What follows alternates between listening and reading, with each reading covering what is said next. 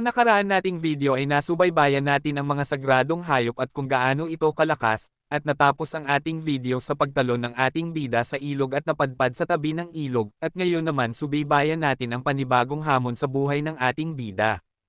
Iminulat ng ating bida ang kanyang mata at narinig ang boses ng isang kabataang babae. Gumising ka, naririnig mo ba ako? Sabi ng isang kabataang babae. Nagulat ang ating bida. Ang galing. Natuwa ang kabataang babae dahil umepekto ang halamang gamot niya. Ang kabataang babae ay si Li Xiaogo.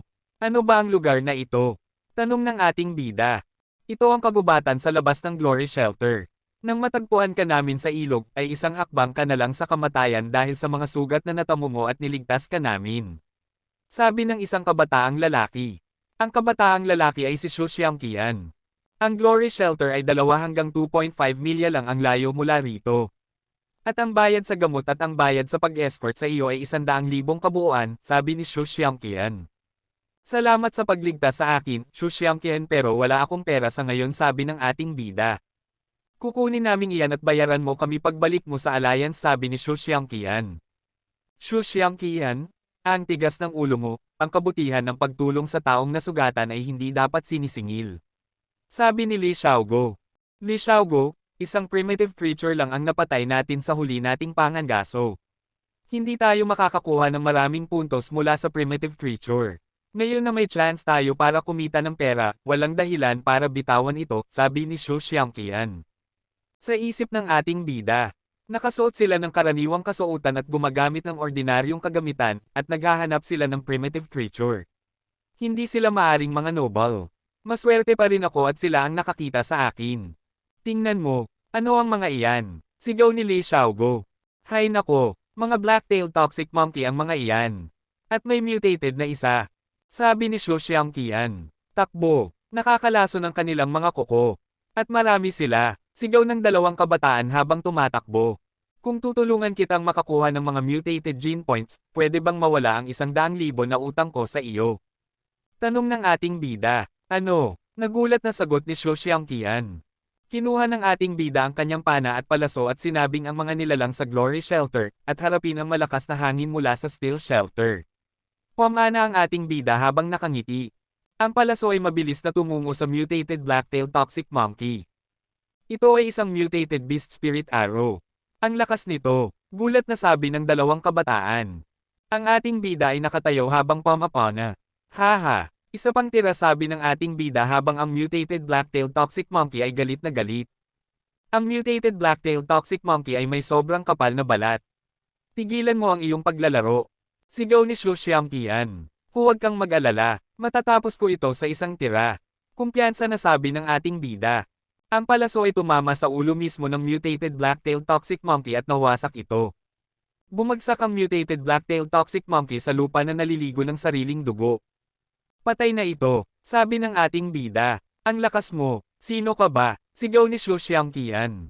Habang masayang sabi ni Li Xiaogo. Ang ganda nito, Ginoong Han. Lumalabas na niligtas namin ang isang sharpshooter. Pagkatapos ng pangyayari sa mutated black-tailed toxic monkey, ang ating bida at ang 2 kabataan ay naglakbay patungo sa Glory Shelter. Makalipas ng ilang araw ay nakarating sa Glory Shelter ang ating bida at ang 2 kabataan. Pagpasok sa Glory Shelter ay namangha ang ating bida at sinabi niya na ito ang unang beses niyang nakapunta sa Glory Shelter. Nakita ng ating bida na maunlad ito. Naalala ng ating bida na si Lin Beifeng at Zhu Longyan ay kapwa galing sa shelter na ito. Hindi mo na kailangang kami ay bayaran. Pantay na tayo, sabi ni Xu Xiangqian. Sige, sigurado ako na ang mutated black-tailed toxic monkey at ang mga ordinary black-tailed toxic monkey ay makatutulong sa inyo. Marami kayong makukuha na mutated at primitive geno points, sabi ng ating bida. Hihi, mas maganda ito kaysa sa 100,000 bucks na napag-usapan natin, dagdag ng ating bida. Salamat, Ginoong Han. Masayang sabi ni Li Xiaogo. Wala iyon, sabi ng ating bida. Habang si Xu Xiangqian ay nagsabi sa sarili na magiging mas malakas ako sa iyo pag nakakuha ako ng maraming resources. Nagpatuloy ang grupo sa paglalakad at dinala ang ating bida sa portal. Ito ang transfer station. Pwede kang umuwi sa Alliance sa pamamagitan ng portal. Pero ang destinasyon ng portal ay nakapirmi. Kung lalabas ka sa Glory Shelter sa pamamagitan nito, maibabalik ka dito sa susunod na pagpasok mo sa isang portal, paliwanag ni Xu Xiangqian. Ang ibig mo bang sabihin ay dapat akong bumalik muna sa Glory Shelter at pagkatapos ay maglakad pabalik sa Steel Shelter? Nagtatakang sabi ng ating bida.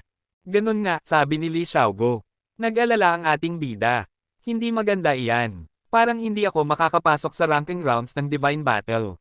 Pero kahit ganun, mananalo pa rin ako ng ika-10 pwesto. Makakakuha pa rin ako ng random Heavenly Blood Beast Spirit. Pero nagdesisyon pa rin ang ating bida na bumalik muna sa Alliance at nagpaalam sa dalawang kabataan. Aalis na ako. Maraming salamat. Paalam. Sabi ng ating bida, habang lumalakad papuntal sa portal. Tandang padamdam. Ganon din sa iyo, Ginoong Han. Mag-ingat ka. Paalam. Sigaw naman ni Li Xiaogo. Panipi. Sa kabilang banda, ang paligsahan ng mga pinakamalakas sa lahat ng shelter ay natapos na. Inanunsyo ng sistema na ang pinakamahusay na mandirigma sa taong ito ay si Lin Feng. Tandang padamdam. Mabuhay. Lin Feng. Lin Feng. Lin Feng. Sigaw ng mga taong nanood sa mga laban ng mga pinili. Nagtaka ang mga manunood na hindi dumalo si Dollar sa mga ranking rounds. Siguro ay nag-aalinlangan siya. Oo nga, hindi ba si Lin Feng ang humamon sa kanya ng duel? Isang takot na tao katulad niya ay iiwas lang sa mga tunay na malalakas na kalaban. Dismayadong usapan ng mga tao. Lin Feng, bakit sa palagay mo hindi pumunta ang Dollar? Natatakot ba siya sa iyo? Tanong ng mga mamahayag. Pare-pareho tayong hindi takot sa anumang kalaban at hindi rin siya natatakot. Nakangiting sabi ni Lin Feng. Lin Feng, sino sa palagay mo ang mananalo kung ikaw at si Dollar ay maglalaban? Tanong ni Fang Mingquan na isang mamahayag. Hindi natin malalaman kung hindi lalaban si Dollar sa paligsahan. Simpleng sagot ni Lin Feng sa tanong ni Fang Mingquan. Sa isang tabi dismayado si Tang Shenliu at sinabi sa sarili. Hay nako, nanalo ako ng ikalawang pwesto. Bakit hindi ako nakikita ng mga mamamahayag? May pinipili ba sila? Dollar, ano man ang dahilan ng iyong hindi pagpunta sa laban ngayon ay maghihintay ako sa sunod na paligsahan sa susunod na taon. Bulong ni Lin Feng sa sarili. Sa istasyon ng Logger. Naglalakad ang ating bida na kara-rating lang mula sa Glory Shelter. Maswerte ka na hindi ka kinain ng malaking puting ibon na iyon. Bulong ng ating bida sa sarili. Habang naglalakad ay tinawagan niya si Fang Jingqi at sinabi, pakiusap, sabihin kay Fist Guy na ibabalik ko ang kanyang halimaw na kabayo sa susunod na makikita ko siya. Sabi ng ating bida, hindi na kailangan. Kahit nakaramihan ng karne ng isang armadillo ay kinain ng puting ibon, nakakuha pa rin si Fist Guy ng natitirang karne nito. Ngayon, mayroon na si Fist Guy ng 100 Sacred Blood Geno Points. Malapit na siyang pumasok sa ikalawang Heavenly Shelter. Sinabi niya na nakaya niyang magawa ito lahat salamat sa iyo. Pinahahalagahan niya ang iyong tulong. Paliwanag ni Fang Jingqi. Walang anuman kalmadong sagot ng ating bida. Kung mayroon lang akong sagradong dugo na hayop na pana, ay kaya kong patayin ang ibon na iyon. Dagdag ng ating bida. Sa kabilang linya sinabi ni Fang Jingqi sa ating bida na si Fist Guy ay mayroong sagradong dugo na hayop na pana. Ngunit ibinigay niya ito kay Thumb ilang araw na ang nakalilipas. Seryoso ka, tanungin mo si Thumb kung binibenta niya ito. Gulat na sabi ng ating bida. Nakatulong na ako sa iyo ng 2 beses. Sabihin mo sa akin ang totoo. Nakuha mo ba ang espiritu ng halimaw ng Reverse Scale Armadillo? Tanong ni Fang Jingqi. Oo, nakuha ko. Ang kanyang espiritu ay isang mabigat na kalasag at maraming mga tinik ito. Sabi ng ating bida. Magaling. Yan ang kailangan ni Thumb. Panatilihing ligtas ang espiritu ng halimaw. Ako ay mag-aayos ng isang pagpupulong para sa inyong dalawa at tatawag ako sayo. Sabi ni Fang Jingqi, mabuti, hihintayin ko ang magandang balita mula sayo. Sabi ng ating bida. Siya nga pala ba't kailangan mo pang maging broker palagi? Ikaw ang nagpakilala sa akin kay Tang Shenliu. Sigurado akong marami kang magandang bagay na nakuha mula sa mga mayayaman na tao na iyon. Dagdag ng ating bida. Tigilan mo na ang kalokohan. Sagot ni Fang Jingqi. Habang kausap ng ating bida si Fang Jingqi ay may narinig siyang tumatawag sa pangalan niya. Hansen. #T. Paglingon ng ating bida nakita niya si Qin Zuan. Bakit ko siya nakita sa pagbalik ko? Bulong ng ating bida sa sarili. Saan ka ba nitong mga araw? Alam mo ba na ang Black Hawk Military School entrance exam ay mag-uumpisa na sa loob ng 3 araw? Bulyo ni Qin Zuan na halatang galit. Ang ating bida ay hindi nakapagsalita. Sinabi ko na sa mga tao sa Black Hawk tungkol sa iyo. Kunin mo ang travel card na ito at sakyan ang interstellar na barko ng militar papuntang Black Hawk Military sa loob ng 3 araw. Paliwanag ni Chin Zuan. At kung magtatagumpay ka na tumakbo parang si Dollar ay ang gagawin ko sa'yo, pipisain kita. Gigil na sabi ni Chin Zuan. Kaya pala galit na galit siya. Ayaw ko talagang mommies. Ang mga panghuling rounds. Alam ng Diyos kung bakit ako napunta pababa sa kalawakan hanggang sa Glory Shelter. Bulong sa sarili ng ating bida. Umalis ang ating bida sa istasyon at umuwi sa kanilang bahay. Sa bahay ng ating bida. Nagpa siya ka na ba, Hansen? Tanong ni Luo Sulan. Oo, sagot ng ating bida. Mataas ang pagtingin sa akin ni Commander Chin. Gusto niyang mag-aral ako sa Black Hawk Military School. Isang pinaghirapang pagkakataon. Bukod dito, mapoprotektahan kayo ng militar kapag naging sundalo na ako. Paliwanag ng ating bida. Mawawala ka ba ng matagal? Malungkot na tanong ni Hanyan. Ang military school ay may mahigpit na disiplina. Sa palagay ko, makakabalik lang ako tuwing bakasyon at kapag formal na akong tinanggap. Paliwanag ng ating bida kay Hanyan. Sinabi rin ng ating bida na Hanyan, mag-aral ng mabuti sa eskwela at magpatuloy sa pag-practice ng Holy Angel. Hansen, isa kang independent na bata. Nire-respeto ko ang desisyon mo. Magmamalaki siya sa'yo kung alam lang niya na nagtrabaho ka ng mabuti. Naluluhang sabi ni Luo Sulan. Hindi ko siya ipapahiya. Madamdaming sagot ng ating bida.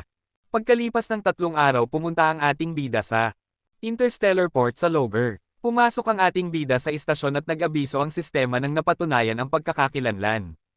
Maligayang pagdating sa interstellar flight na ito. Naway magkaroon ka ng ligtas na biyahe. Ito ang unang beses na sasakay ako sa isang militaryong barko. Ang ganda nito. Ito ang pinakamalupit na nakita ko kailanman. Masayang sabi ng ating bida. Ang universo ay ang pinakamahalagang destinasyon ng mga tunay na mandirigma. Sabi ng ating bida sa sarili.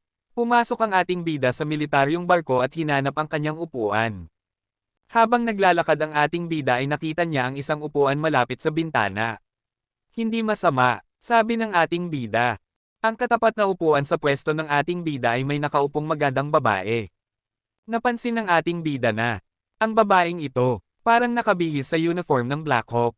Ang kabataang babae ay busy sa paglalaro at hindi nito napansin ang ating bida. Ang larong nilalaro niya ay parang bagong PvP na bersyon ng Kamay ng Diyos. Na may kalabang iba pang manlalaro. Naglaro lang ako sa PvE na bersyon, hindi ko pa nasusubukan ang PvP na bersyon. Sabi ng ating bida sa sarili. Nanalo ako. Nakuha ko ang tagumpay ng panalo sa 10 sunod-sunod na laban ng napakadali. Madali lang. Ang mga kalaban ay sobrang mahina. At nakakuha ang babae ng huling score, 100-39. Nagulat ang babae sa ating bida at tinanong. Ginoo, hindi maganda ang tumitig sa mga tao ng ganito. Pasensya na, nahumaling lang ako sa laro at nakalimutang. Tumingin ako sa'yo. Ang laro na ito ay sikat kamakailan lang at magaling ang pagkakalaro mo. Paliwanag ng ating bida. Alam kong tinitingnan mo ako. Paano mo magagamit ang laro bilang palusot? Ayaw ko ng mga dishonest na lalaki. Bulong ng kabataang babae sa sarili. Ikaw ba ay estudyante sa Black Hawk Military School? Tanong ng ating bida. Kukuha ako ng entrance exam at hindi ko inaasahan na makita ka dito. Dagdag pa ng ating bida. Ano? So mag-aaral tayo sa parehong paaralan sa hinaharap, tanong ng kabataang babae. Kung pasado ako sa exam, oo.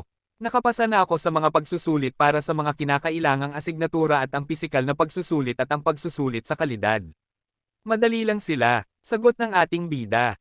Hinampos ng kabataang babae ang mesa at sinabi, medyo kumpiyansa ka sa iyong sarili. Kailangan ko bang turuan kita ng leksyon?